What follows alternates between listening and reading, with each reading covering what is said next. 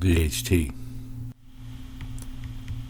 Halloween, Ace and his friend would get really excited because they would stay up late night and watch movies and eat candy. But they would also get ready around 1 a.m. to go sneak out of their house and get on their bikes to roam the streets to only end up at the cemetery. You see, Ace's older brother Chance had passed away in a car crash earlier that year and was still a little upset about it. He really wanted to try to talk to the spirits that night, so he also brought along a Ouija board with us to try to contact his older brother Chance. Hey there, it's your brother Ace, are you there? He also put on a radio amplifier that would go through the stations real fast. He thought he heard something. Yes, it's me, Chance here. Ace, is that you? Yes, yes, it is. Ace cried out of joy.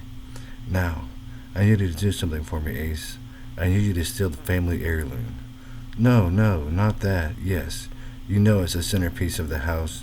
You know they will know. If it's missing, I don't care. I need it. Why do you need it so bad? I can't tell you right now. Just get it for me, and there will be a reward for you. All right? I guess I will get it for you, brother. Okay, good. That's what I wanted to hear. As they're about to close out the session, he hears something strange, but thinks nothing of it. But then they try to begin to head back out of the cemetery through the giant metal gates. The man who seems more heavy each time we exit.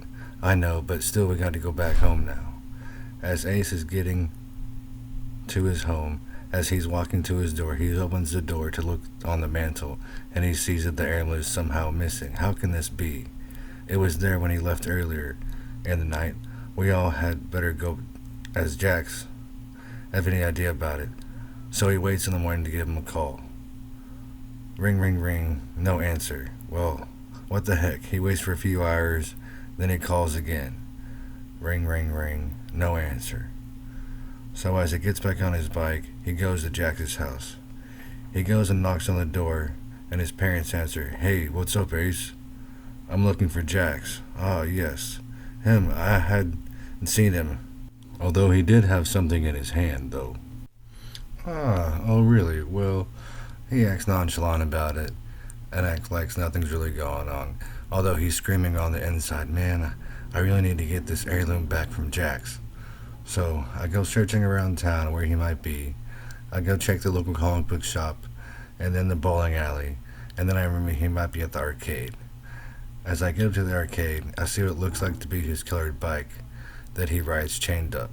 So I go march inside, and I see the guy, and he's trying to ask me for payment for entry, and I tell him I'm just looking for a friend.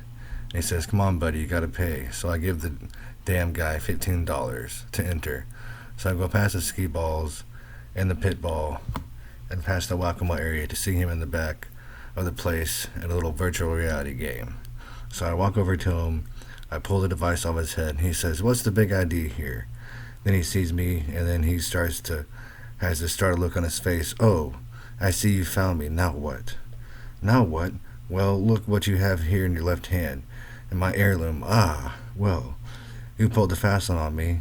You took a little shortcut to my place before I got home last night, and you had gotten home. But how did you do that? Get inside the house. Don't you forget you keep an extra key over by the fake rock you keep beside the door there? Well, dang it. Why didn't you give it to me? Ah, gee. I wish I could, but I'm not able to, you see, because it's not with me. But you just said it was with you. I was kidding. Okay, then where is it at? I'll show you where it's at, all right? Then we get on our bikes and once again head back to the cemetery. We're petting along the rows and rows of gravestones. I start to get a strange feeling in my stomach, but I keep pedaling along. This time it seems like it takes us longer to get to my brother's gravestone.